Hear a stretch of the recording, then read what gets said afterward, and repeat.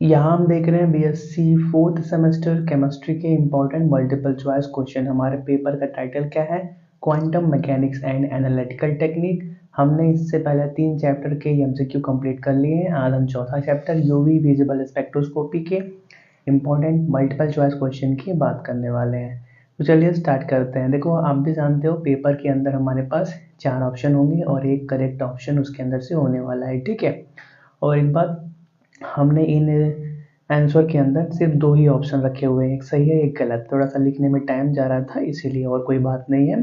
आपको बस correct answer मालूम होना चाहिए और क्यों सही है ये मालूम होना चाहिए, ठीक है। आपको अगर करेक्ट आंसर मालूम है तो ऑप्शन 4 रहे या 40, आप सही वाले को ही पकड़ोगे, ठीक है। चलिए स्टार्ट करते हैं। पहला question, electromagnetic radiations need medium for propagation. ये बात सही है कि या फॉल्स है? तो ये बात गलत है। इलेक्ट्रोमैग्नेटिक रेडिएशन जैसे सन से अर्थ तक, ये सन है ये अर्थ है, इनके बीच में क्या कोई मीडियम नहीं है, वैक्यूम है, फिर भी सन रेज अर्थ तक आ जाती हैं।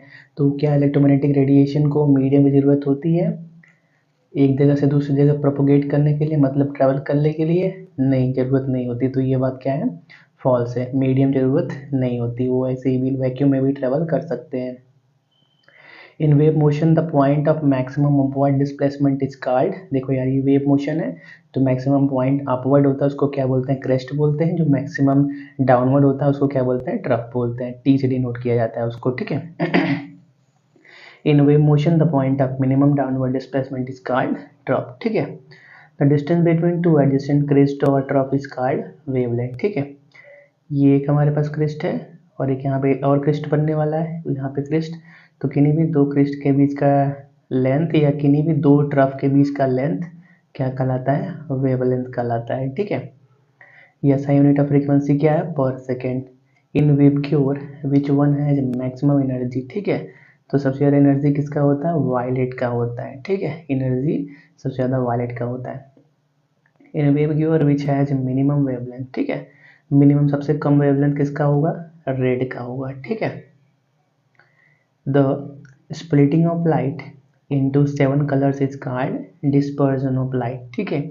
जो वाइट लाइट का 7 कलर में बढ़ जाना होता है उसको क्या बोलते हैं? डिस्पर्जन ऑफ लाइट बोलते हैं। Atomic spectra falls into 2 categories, ठीक है। एटॉमिक स्पेक्ट्रा 2 कैटेगरी में फॉल होता है, एब्जॉर्प्शन एटॉमिक स्पेक्ट्रा और इमिशन एटॉमिक स्पेक्ट्रा, ठीक है।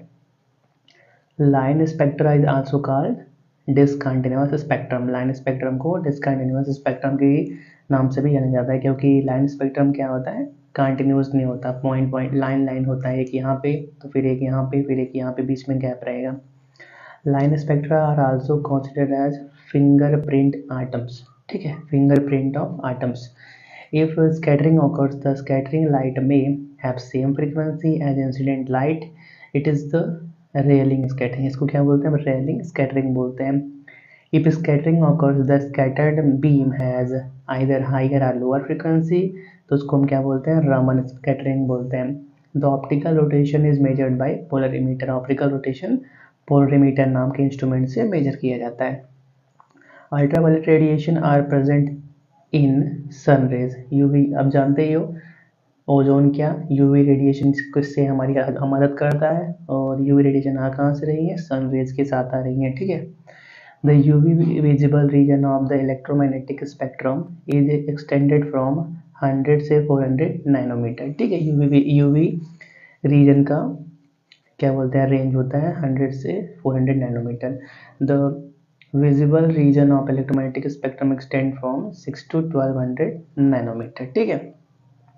Energy absorb per molecule is equal to NA hc by lambda. NA क्या होता है? अवोगाड्रो नंबर होता है, ठीक है।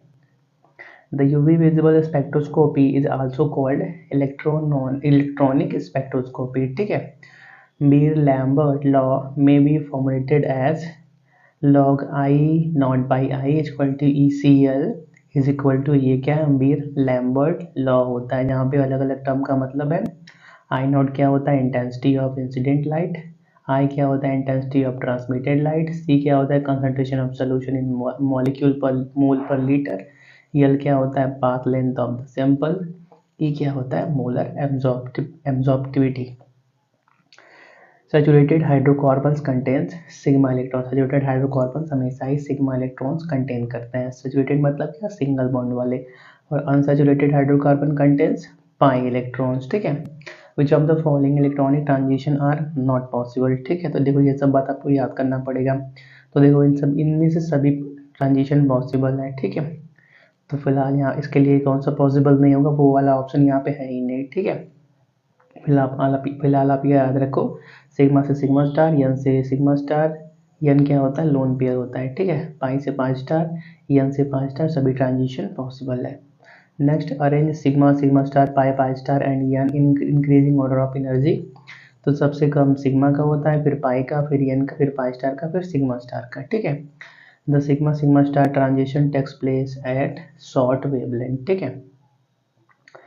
Alcohol, ether, aldehyde, alkyl halide, amines, aldehyde and ketones display N2 sigma star transition, ठीक है। The N2 sigma star transition need lesser energy than sigma to sigma star transition, ठीक है।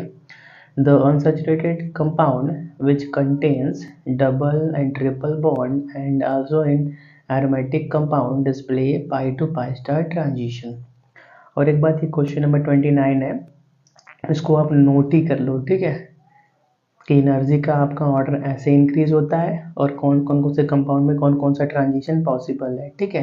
हो सकता है एक कंपाउंड में एक से ज़्यादा ट्रांजिशन पॉसिबल है, और आप एनर्जी का लेवल भी याद रखना।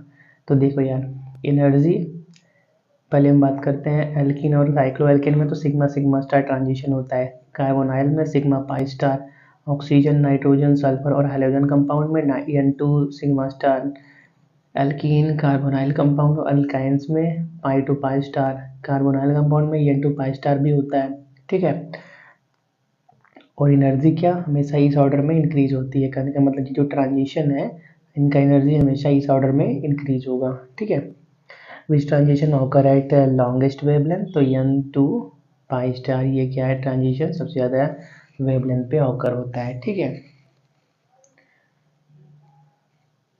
31 all the transition which are not permitted by selection rule are known as forbidden transition। ऐसे ट्रांजिशन जो सिलेक्शन रूल की मदद से परमिटेड मतलब क्या, उनको परमिशन नहीं है होने का, वो क्या कहलाते हैं, फॉरबिडन मतलब रुकावट वाले ट्रांजिशन, ठीक है।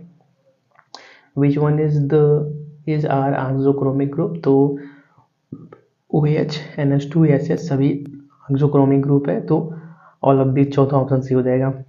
An effect which result an increase in absorption intensity is known as hyperchromic effect। Hyperchromic effect बोलते हैं, ठीक है। ऐसा कोई रिजल्ट जिसमें एब्जॉर्प्शन का इंटेंसिटी इंक्रीज होता है उसको हाइपोक्रोमिक इफेक्ट बोलते हैं, और ऐसा कोई इफेक्ट जिसमें क्या एब्जॉर्प्शन का इंटेंसिटी डिक्रीज हो जाता है उसको क्या बोलते हैं, हाइपोक्रोमिक इफेक्ट बोलते हैं, ठीक है।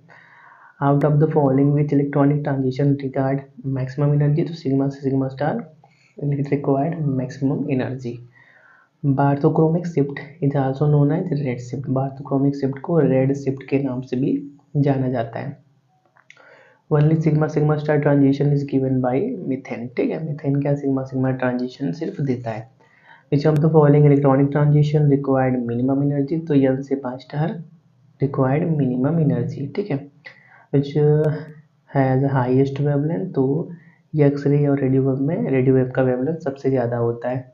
For heterodyne the value of lambda max is 3 to 34 nanometre. ये सब आपको याद करना पड़ेगा, ये सब एक्सपेरिमेंटल वैल्यू है, ठीक है, कि हेटेरोडाइन के लिए लैम्डा मैक्स का वैल्यू 234 नैनोमीटर होता है।